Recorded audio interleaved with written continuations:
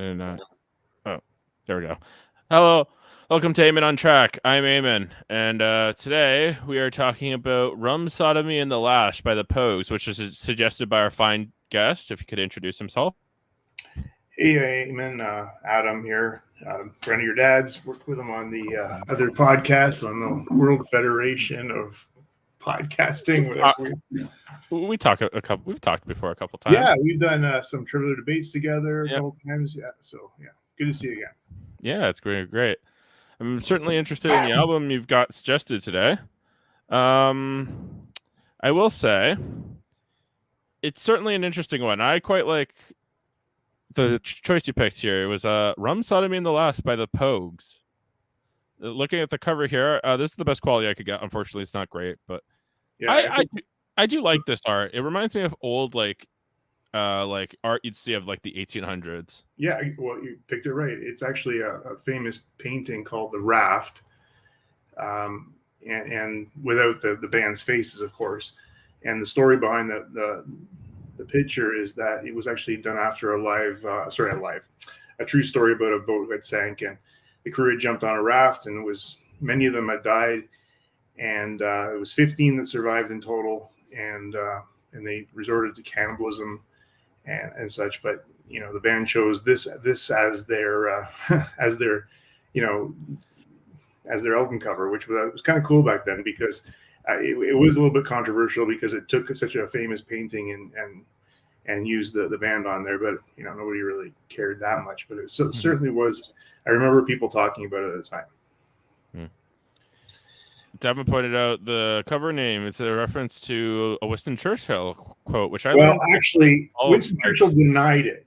And what was happening, it was like, because I did look up this myself. It was 1913, and he was part of the Admiralty at the time. Mm-hmm. And the old admirals were complaining about all the things that Winston Churchill was doing to modernize the fleet. And and he was credited with the phrase that it's all just rum sodomy the lash, meaning they drink a lot, they have sex a lot, and they then beat everybody up around it. So he basically just he actually, when he was asked about that later in life, said that he wished he would have said that, but he denied saying it. But yeah, kind of cool. Remove. But yeah, I just think that's a cool cover, and I see you got it in the background there. Yeah. So when I was, like, just to give you my age here, I was in high school in Burlington in 1985, probably grade 10 or so. And back then, we would go into record stores and just go around and look. I mean, you can still do the same thing, but it was much more of them. And I remember hearing one of the tracks on this album playing. I go, "Who is this?" And I ran up to the counter. Who's playing? And then I bought it immediately on cassette and came home. And I was actually interested. The last couple people on the show, they said they had a vinyl of it. Do you have a vinyl to show off? I don't have it here. My son has it in Ottawa, but I did buy it actually at the time. Yeah. Okay. Nice. Yeah. All right. Let's start with the tracks. So first of all, we have the Sickbed of. I'm not even going to attempt to pronounce that. Cucullin. So just before you get into that, this is the second album of the Pogues at the time, and the first time they did a lot of cover traditional Celtic music in a punk format, and this time it really got into their own writing as well. So it was a little bit. I mean, the album was actually, you know what? Even I'm always amazed at how many people are aware of this album out there and know of it, but because going to many concerts, and they were never big. They were all like formats. Other than like Fairy Tale of New York, they were pretty small. No, they were, yes. However, they seem to have a lot of fans out there. And I was trying to figure it out today, but at least 6 times I saw them live between like 85 and 94. But the lead singer, Shane McGowan, who you hear on this album, he was kicked out of the band in 91, basically for not showing up to concerts, just pissing the rest of the band off. And Joe Strummer from The Clash came and joined them for a time for about 3 years, which was kind of cool too. And I saw him play with them. Yeah. Is he singing? Yeah, he sang for them. But yeah, this is. I'm not gonna lie. I feel like the first two songs on this album, I didn't like them as much as the other songs on the album. I feel like it has a bit of a slow start. I think the first song of this album it catches your attention. It's different, but it definitely works up, into I think the fourth track of the album. And then it gets going, really, really going. But coming into this one, again, this was not the song I heard in the record store that got my attention. I'll get to that in a minute. But this one, when I played it, I go, wow, this is kind of cool. This is very different than what I was used to back at the time. This is like mid 80s again, 85. And, I was really enthused and really a different kind of, like, you think of all the instruments on this album. You got a tin whistle, guitar, accordion, mandolin, drums, everything's going here. And once they get going, it's a lot of stuff happening. Mm-hmm. Yeah, I really like the Celtic punk thing, and I definitely think it very much sets the tone for the album. Yeah, right off the bat. Yeah. Then we go to the Old Main Drag. So, are you on the old? Yeah. So the Old Main Drag. Now this song, if you listen to the lyrics, it's really about what they call the rent boys, and they're basically male prostitutes, and it starts off by going, when I first came to London, I was only 16. Okay, so young guy ran away from home, but he went to a couple places and then ended up on the Old Main Drag, which you kind of think, okay, this is not a great place for a 16-year-old to be. But as the song goes on, and it's not, as song goes on, he starts talking about what he's been into, drugs, a lot of drinking, picked up by the police, kicked in the balls. And then it goes on further. And then for all his time there, it just adds in a terrible note. He's raped, crapped on, abused, just can't wait to die. Just the ultimate, bad story. But really, it's not even, I don't even think it's the worst story on this album, actually. Yeah, well, you're right. But at the time, again, this is like, from a kid from Burlington. This is pretty depressing stuff. Like, how does this happen? But, yeah. I will say, one of the things I love about this album is how it feels like feels like an album full of songs that you would drink and sing to. Like, you'd gather your buddies, you'd go to a pub, you'd get a pint of Guinness, and you'd fucking sing some bar tunes. Well, there's one particular song, and let me tell you, when you're in the concerts and they sing that song, keep going on the tracks, please, and I'll tell you which one. Okay. Go to the Wildcats of Kilkenny.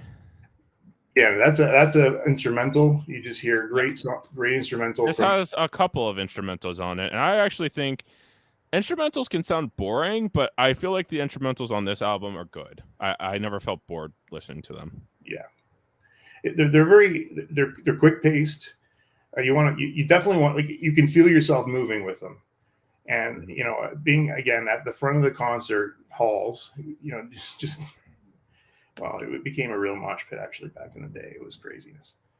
I think I walked away with one or two black eyes. Yeah, it's a good song. I think, we get to actually my favorite song of the album, and the one I'm absolutely keeping in my car, like on my playlist, is I'm a Man You Don't Meet Any Day. Ironically sung by a woman. A woman. This was actually a Scottish cover. It's a Scottish song. There are a couple of traditional folk songs on here. Well, she that was done by Kate O'Riordan. Kate O'Riordan was with them for their first album and their second album. Now, what we didn't talk about was who produced this album, the Rum Sodomy the Lash, and it was actually Elvis Costello. Yeah, I was reading up on that. Yeah. Yeah. So what Elvis Costello? She went to play for Costello after this, right? She actually married him. Right. And went away. So she finished after this album. She was done with the band. But what was cool about her, and this is, first of all, it was a woman, but also it's a sort of a mesmerizing song. It's got that that tune, but also it's a very positive song. It's a very prideful song. Yes, I agree. Quite enjoy it. So anyway, coming back to Elvis Costello. So Elvis Costello was also wrote when he finished this album was that his whole thing is that he didn't want to overproduce it. He wanted really the band to be the band and go crazy. And you can just feel the energy in a lot of the tracks on this album. I really like the production on here. It feels like it's only doing what it needs to do, which is, a very dangerous thing you could do in the producer chair. Is you could be like, oh, I'm going to do this, and then this, and then this, and you overproduce it to hell. Yeah, and honestly, when you come out of the first 3 tracks, which is, Shane MacGowan singing, of course. Well, right. Katsukakani was just an instrumental. And then you hit, whoa, what is this? Like, yeah. Because if you were a Pogues fan and you knew the first album, you did hear her, but not that much. She was a background singer. So this is the first time she actually had full. I definitely want to hear more of her singing. I'm gonna look for that because she just got a really beautiful voice. She does, and again back in the early mid '80s, she was very, very like a very pretty punk rock girl. Like she was somebody. I saw it. Yeah. Yeah. Would quite like her. And then you get into A Pair of Brown Eyes, which was now this song was again I think Shane MacGowan's one of his best written songs he did. Yeah, I definitely like this one too. And again, it's just one of those things. Hypnotic. There's the word I was looking for before. A lot of this album is hypnotic. You keep hearing, that. It's almost like a wave that hits you over and over again, with the melody. Okay. And I think that he did a great job with this song. And this became, again, everybody knew this song back then. Again, they weren't hugely popular, but everybody knew this song. It was one of those great songs. I just love it. And actually, funny enough that my dad heard me hearing this, and back in, and he became a lover of the Pogues as well, which was very strange because he was a principal, and some of this language and a little bit is rough. But again, I think this is one of his favorite Pogues songs as well. Pair of Brown Eyes. Good video too, actually. Yeah, it did. I saw the video, a little bit of it, anyways. Yeah, it's just a nice song. I forget what's the song exactly about. So. There's a couple interpretations. My interpretation is it's honestly the state looking in. So the 2 founders of this band, Shane MacGowan and Spider Stacy, were pretty much anti-government. Mid '80s, you had Margaret Thatcher running the English government. Right. There was a lot of very right wing, a lot of downtrodden people, and I believe it's more of a anti-government song than anything, but made into could also be taken as a love song, which is kind of weird. Okay. But yeah, that is a weird pair of things, but I can see it. Like even when you look at the video too, there's a bunch of police kind of guys or military kind of guys with billy sticks chasing people around. So, but also you have the romance around it as well with it. So, but when you talked about the drunken sort of real big concert song that I remember is the next one called Sally MacLennan. Now this song, man, it's not like McLean. Sally MacLennan. So Sally MacLennan is the name of a pub, actually. I'm so bad for I'm so bad for my namesake because I have an Irish name. McLennan, I guess in art, but oh yeah, that's right. I can see it, but yeah, I don't know pronunciations for like Gaelic stuff. Right. So back again, like this song became a really big drinking song, but also a big concert song. It became one of those songs that we all knew again, and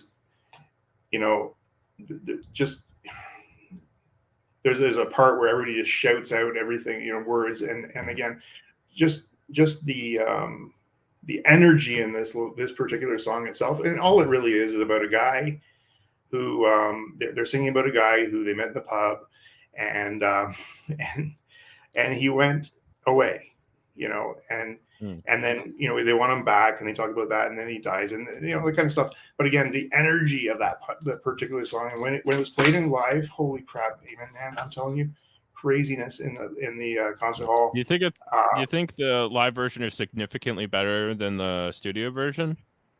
I like both, but the live version, when you're in it, and just the energy that everybody felt around it, and everybody knew all the words. It was just incredibly powerful, but it just got you going. When this song came on, this is the ending of side one of the record. So yeah, do you think it's a good ending? Yeah, very good ending. Yeah, and I think we start with a good opener on side two, "Dirty Old Town." I just like singing that. It's almost got a cowboy thing to it, but I don't know. It's just really nice to listen to. Yeah, I've always liked this song. I met my Davan love by the Gasworks Ball. Yeah, Davan says "Dirty Old Town" is the ultimate drinker. I don't know about that one, but really, yeah, sure. Yeah, that's not the one I would have pinned. They all are, right? But that was not the one I would have pinned specifically. And this to me is the love song. I mean, "Dirty Old," I met my love by the Gasworks Ball, "Dream to Dream" by the Old Canal. It's not a love for a person though. It's a love for your hometown, I think. Yeah, that's true. I'm glad you just I know it doesn't exactly apply to the lyrics, but I can see Burlington in here. I'm sure anyone could see their hometown in here. Yeah, you're right, and it picks up any place. I mean, it's not even pretty. They're not describing anything like a beautiful lake or anything like or a mountain. They're describing the Gasworks Ball. Like, wow, that's it's not the best. And when you combine that with Shane MacGowan's voice, that guttural. I like Shane MacGowan's voice. It's like gruff, but like in a very musical way. Well, yeah, and I can. And again, when you look back in time, there wasn't much of that. You had a lot of punk bands, but not. And you're right, he was different than everybody else. In that kind of way, because he did have a tune to his voice, I guess. At the same time, and then back to with the music that was part of that band was amazing, and they did some great partnerships with other like long-term Irish bands out there that they would do. But what it did though, and having the Pogues and Shane MacGowan do it, just changed the whole traditional Irish song into something crazy and just way more energy and much more entertaining to listen to. Yeah. Go to Jesse James. I believe this is our next folk song. Yeah, this is a traditional song. I never really liked this song. Honestly, that's interesting. I liked this one. Yeah, I mean, it was okay. It was not my favorite. I like the story it tells, but I can see that. Yeah, but again, it does tell a story. Yeah. But I can appreciate that about this album. Really, is it tells stories. Not all of them are super significant, but it tells a story and you're interested in it, and that's pretty impressive. Yeah, but it just felt weird that this band from England was singing about Jesse James to me. But music doesn't hold back. Was Jesse James a person? Well, Jesse James, yeah. I mean, maybe it's, and I never really looked it up. Is they're singing about another Jesse James over there, but Jesse James is the cowboy. So in the United States. So, oh yeah, the cowboy. Okay, maybe it's someone else though. I don't know. Yeah, who knows? I mean, I don't know. But again, this is okay, not my favorite in the album, but I really like the rest of it. When we get into the Navigator, which is my next song.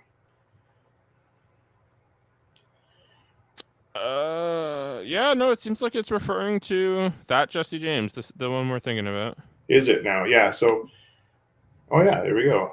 But they have a lot of the same name. Okay. Yeah. Interesting. Yeah, that's a weird pick. Anyways, let's go to Navigator. I wasn't a huge fan of this song, personally. Yeah. Why? It just didn't catch my attention, personally. Okay, that's fair. I think it really speaks to the downtrodden and people pushed down. I felt like it was such a departure from what I was used to and used to hearing, and you liked that. I liked it. I liked it at the time. I mean, there wasn't a lot of anything like this at the time. And you know, and again, I hadn't listened to it.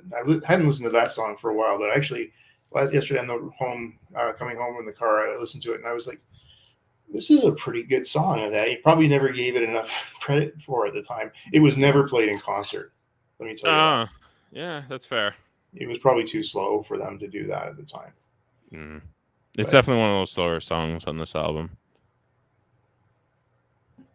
But I did enjoy it. And then the next one, Billy's Bones. Is this the one where? So is this the one where he does the woman voice? Yeah. No, that's the next one, Gentleman Soldier. Okay. Yeah. No, that's right. I like this one. Billy's Bones. It's almost comedic in a sense. Yeah. I feel like. Yeah. And again, this is where Shane MacGowan wrote this one. So I mean, on the whole album, he's got 1, 2, 3, 4, 5, 6, 7 original songs. And at that point, coming out of the first album, he hadn't done anything. So this was kind of cool to see, is the fact that he can actually, he's a writer, he's a singer, and really, I think, showed the strength of his writing with songs like Billy's Bones. But the best is yet to come. Mm-hmm. So then we get to the Gentleman Soldier. So Gentleman Soldier, this is actually my least favorite song on the album. Yeah, and it is a very traditional song from, I think, Ireland. But I've heard it done many different ways by many bands. But at least the Pogues, yes, they get it. They get it entertaining. It's an entertaining song with them. He said he takes on the female voice. Yeah, that's why I don't like it though. Is that it's very shrill and it's not. I don't like listening to that. Well, remember, this song is like he's actually talking about. He's talking.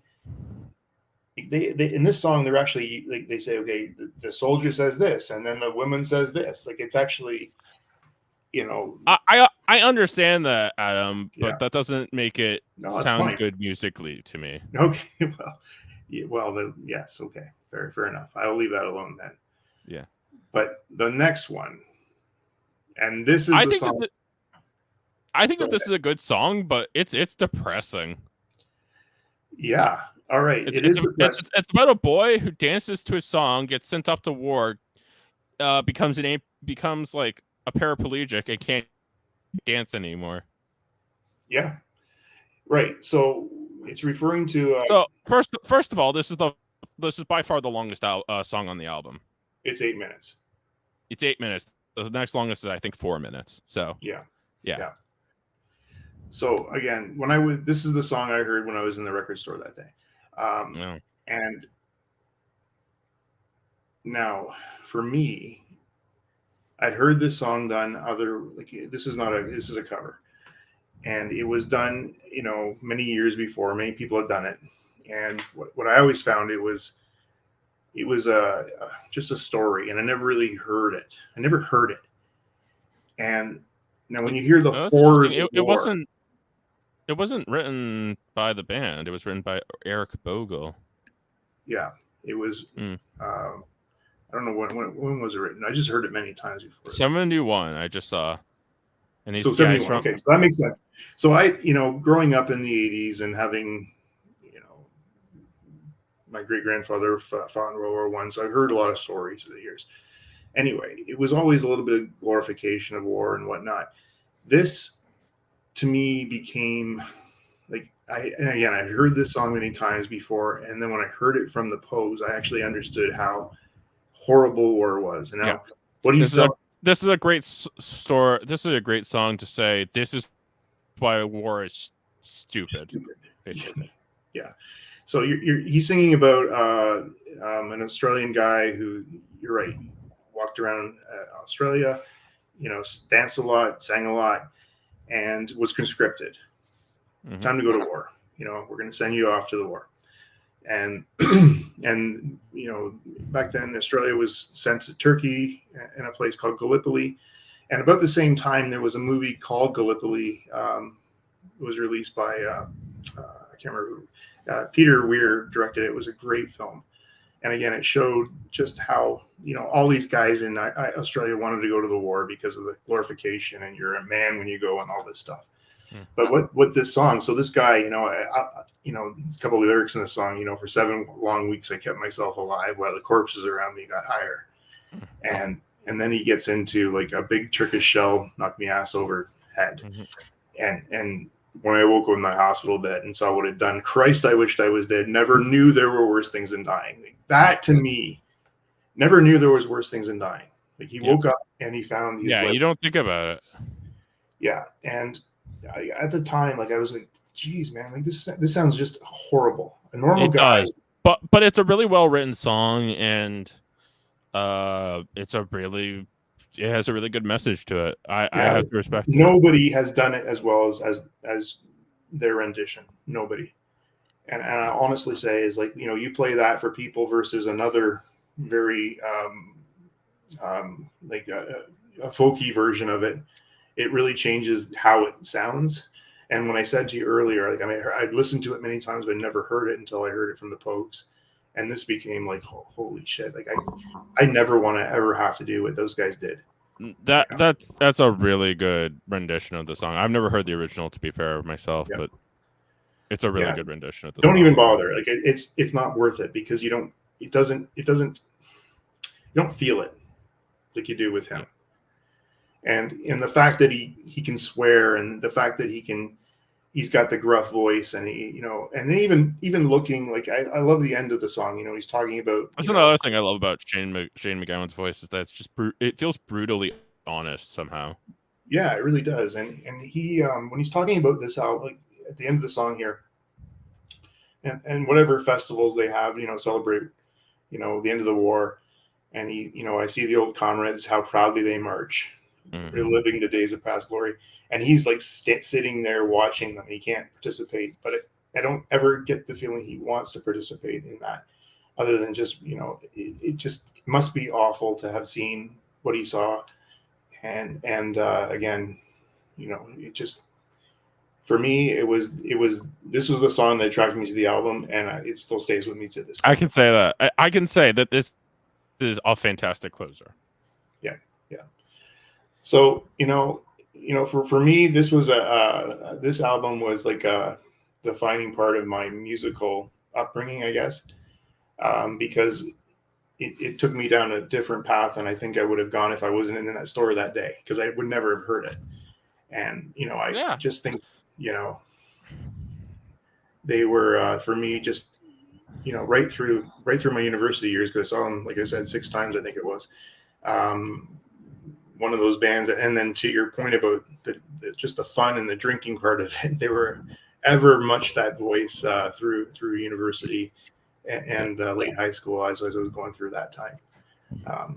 And when they broke up, and the Pogues, like I said, they got rid of Shane MacGowan. He went on formed his own band called Shane MacGowan and the Popes, which was pretty good too. But they came back together in the 2000s for about a couple of years, and I never saw them again, but it's unfortunate.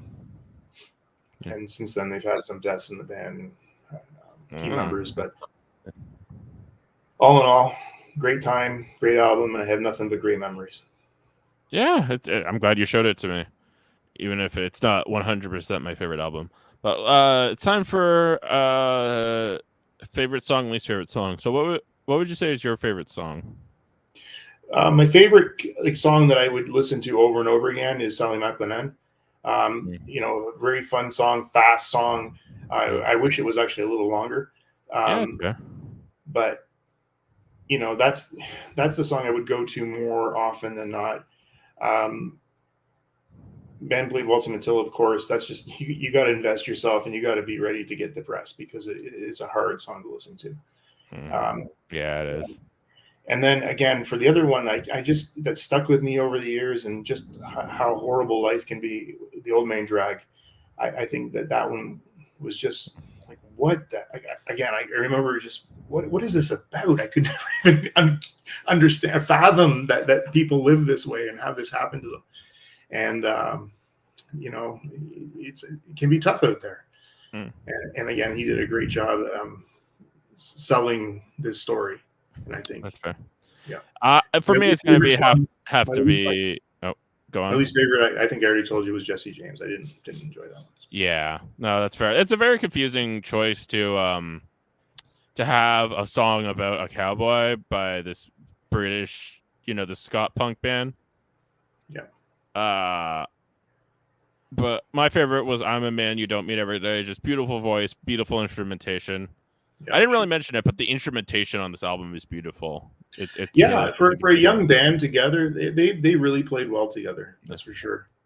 And for the amount of alcohol they consumed during the concert, they still were. Have you ever looked at Shane MacGowan's teeth? It's like a horror piece. He did get them fixed later in life. He did, and it looked odd.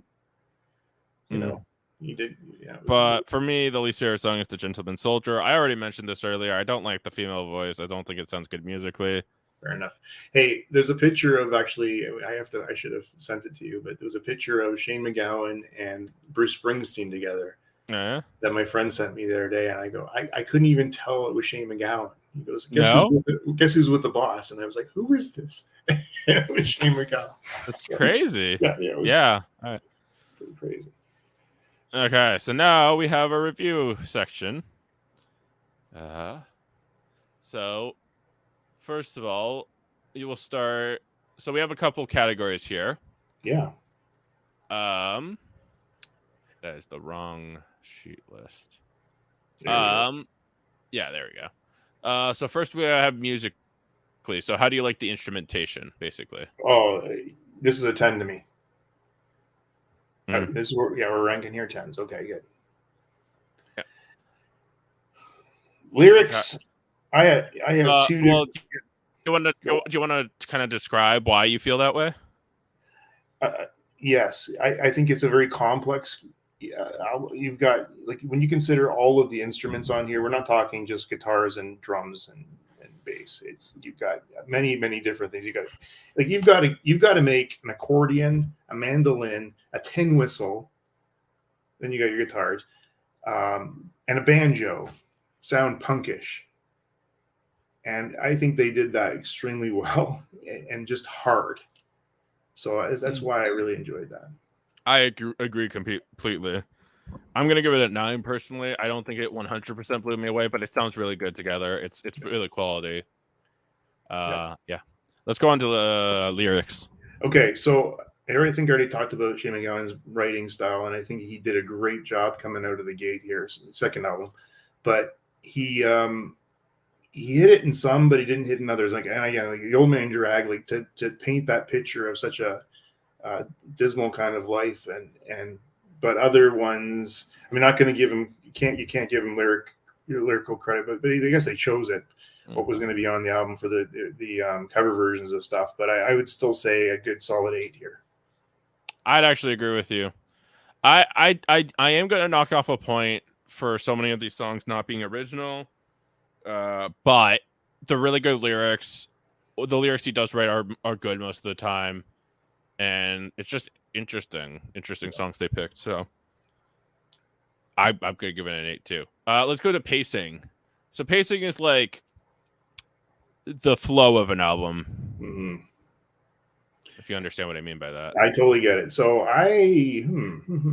so it started off a little slow, comes in heavy, comes and ends. The first side of the first album ends fantastic. Really strong song.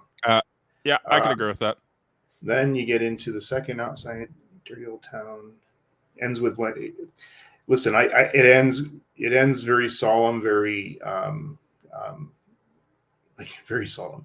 Okay, yeah, so I'm going to say this ended perfectly. I'm going to give this like an 8 there as well. Yeah. All right, that's fair. Personally, I'm going to give it a 7. I kind of get the idea to make Dance to Matilda the last song, what was it called? And the band played well, St. Matilda. Yeah, the band played St. Matilda. I get the idea to leave the song on that, but it kind of leaves it on a dour note. But other than that, I think the pacing is good. Just nothing amazing. Yeah, okay. Let's talk about visuals. This would be the cover. I love the cover. I think it's different. It's like, what is this? It's kind of cool.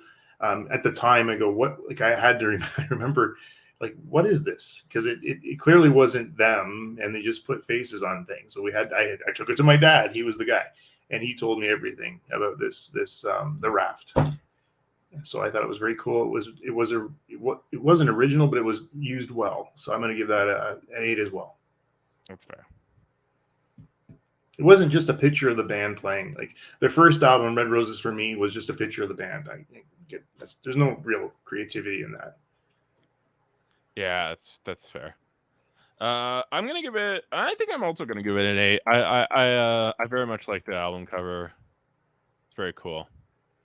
Let's talk about production for you. What are you gonna give it? Well, that was produced by Elvis Costello. Mm-hmm. I love the fact that he said, "I let them go. I didn't want to make them have to do things that I was saying that would make the album sell itself." And for me, this was again a solid. This is a 9. Yeah, that's fair. I think this is actually going to be the only category I'm going to score higher than you, because I'm actually going to give it a 10. I think it deserves it. Every person sounds perfectly produced.